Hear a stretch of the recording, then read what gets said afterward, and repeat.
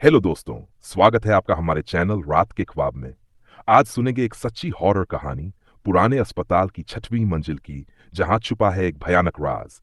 तो तैयार हो जाए डर के उस सफर के लिए। 6वीं मंजिल, मेरी आप बीती। भूमिका। मेरा नाम विकास है। मैं एक जूनियर इंजीनियर हूं और ये कहानी आज से 5 साल पहले की है, जब मेरी पोस्टिंग गोरखपुर के एक सरकारी अस्पताल में हुई थी।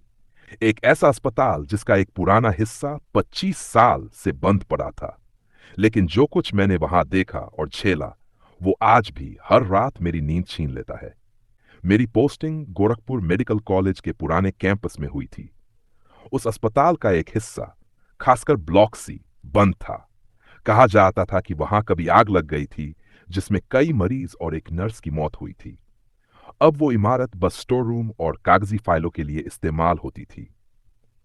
मेरे बॉस ने मुझसे कहा, विकास, वहां की पुरानी वायरिंग चेक करनी है, लेकिन दिन में ही जाना। रात में कोई नहीं जाता उस तरफ। मैंने हंसते हुए कहा, अरे सर, भूत प्रेत में विश्वास नहीं करता मैं। 2 दिन बाद दोपहर में मैं ब्लॉक सी के लिए निकला। सीढ़ियां पुरानी और धूल से भरी थीं। दीवारों पर पुरानी खून जैसी छायाएं और जले हुए पंखे लटक रहे थे। लेकिन असली झटका तब लगा जब मैं 6वीं मंजिल पर पहुंचा। एक खिड़की से हल्की सी सफेद छाया सी बाहर झांकती दिखी। मैंने कहा, कोई है?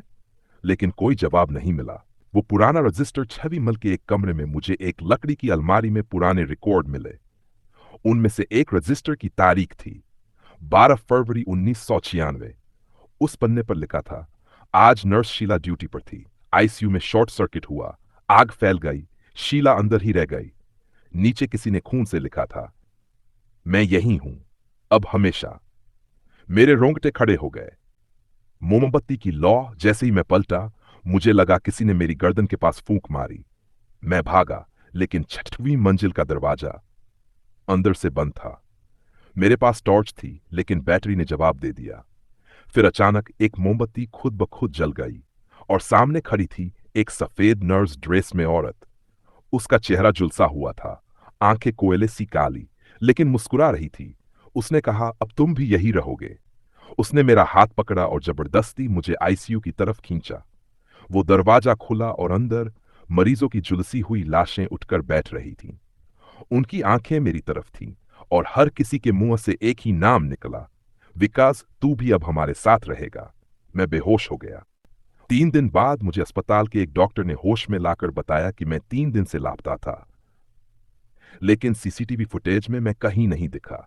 मेरे हाथ में वही रजिस्टर था, जिसमें अब मेरी तस्वीर थी और नीचे लिखा था, नया वार्ड बॉय विकास वर्मा, तारीख 12 फरवरी 2020, यानी ठीक 24 साल बाद। वापस उस मंजिल पर। मैंने नौकरी छोड़ दी, लेकिन 6 महीने बाद एक पत्रकार ने मुझे ढूंढ निकाला। वो ब्लॉक सी की सच्चाई जानना चाहता था। हम दोनों वापस वहां गए, लेकिन इस बार 6वीं मंजिल तक जाते हुए जो देखा, सारे कमरे बंद थे। जिसके बाहर लिखा था, Sheela nursing home ICU ward. अंदर वही मोमबत्ती जल रही थी। पत्रकार साहब ने अंदर कदम रखा और बस 1 सेकंड में उनका शरीर हवा में उठ गया। खून के छींटे चारों तरफ, और फिर सिर्फ एक चीख। मैं दरवाजा तोड़कर भागा। पीछे मुड़कर देखा, शीला नर्स फिर खड़ी थी, मुस्कुरा रही थी, और अब उसकी बाहों में पत्रकार का कैमरा था। अब 5 साल हो गए हैं। हर साल 12 फरवरी को मेरे कमरे में अचानक मोमबत्ती जल जाती है। मैं आज भी जिंदा हूं, लेकिन कभी कभी अपने आईने में मैं खुद को नहीं, बल्कि एक सफेद ड्रेस पहने वार्ड बॉय को देखता हूं। और तब महसूस होता है, शायद मैं मर चुका हूं और अब किसी और को वहां बुलाने के इंतजार में हूं। गुमशुदा कैमरा। पत्रकार के मरने के 3 दिन बाद पुलिस को उसका शरीर बिल्डिंग के बाहर की झाड़ियों में मिला। चेहरे पर ऐसा भाव था, मानो उसने मरने से पहले कुछ ऐसा देखा था जिसकी कल्पना भी नहीं की जा सकती। लेकिन उसका कैमरा कहीं नहीं मिला। और ठीक उसी रात मेरे कमरे की खिड़की अपने आप खुली और वहां खूंखार अंधेरे के बीच एक कैमरा लटक रहा था। कैमरे के लेंस पर खून था और स्क्रीन पर बस एक ही चीज चल रही थी, एक वीडियो। मैंने हिम्मत करके वीडियो प्ले किया। वीडियो में वही 6वीं मंजिल थी, लेकिन इस बार शीला नर्स अकेली नहीं थी। 4 दूसरी आत्माएं थीं। एक डॉक्टर, 2 मरीज और एक बच्चा। और शीला जोर जोर से चिल्ला रही थी, इन सब ने मुझे जलाया था, अब मैं सबको जलाऊंगी। इनका बदला अब हर नए इंसान से लूंगी। वीडियो के अंत में शीला नर्स कैमरे की तरफ घूमती है और सीधे मेरी आंखों में झांकते हुए कहती है, विकास, अब तेरा नंबर है।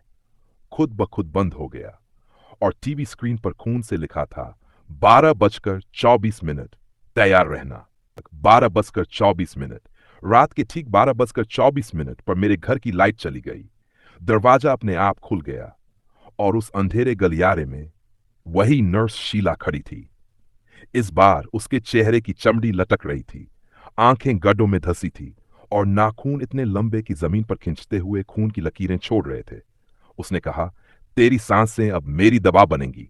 और तभी उसने जोर से चीख मारी और पूरा कमरा कांच के टुकड़ों से भर गया। मैं बेहोश हो गया। जब आंख खुली, मैं फिर से उसी 6वीं मंजिल पर था, लेकिन इस बार जगह वैसी नहीं थी जैसी पहले देखी थी। यहां हर कमरा जिंदा दीवारों से बना था। दीवारें धड़क रही थीं, जैसे दिल हो, और फर्श खून में भीगा हुआ था। हर कमरे से आवाजें आ रही थी, मुझे मत जलाओ, प्लीज, मुझे मत काटो। मैं भागा, लेकिन हर दरवाजा वहीं खुलता आईसीयू, और अंदर एक ऑपरेशन टेबल पर मैं ही बंधा हुआ था, और शीला नर्स एक जले हुए डॉक्टर के साथ मिलकर मुझे चीरने को तैयार थी। उस ऑपरेशन रूम में एक बड़ी अलमारी खुली और उसमें से निकली जली हुई आत्माएं। एक बच्चे की झुलसी आंखें, एक महिला जिसकी चमड़ी पिघल चुकी थी, और एक आदमी जिसके मुंह में कीड़े रेंग रहे थे।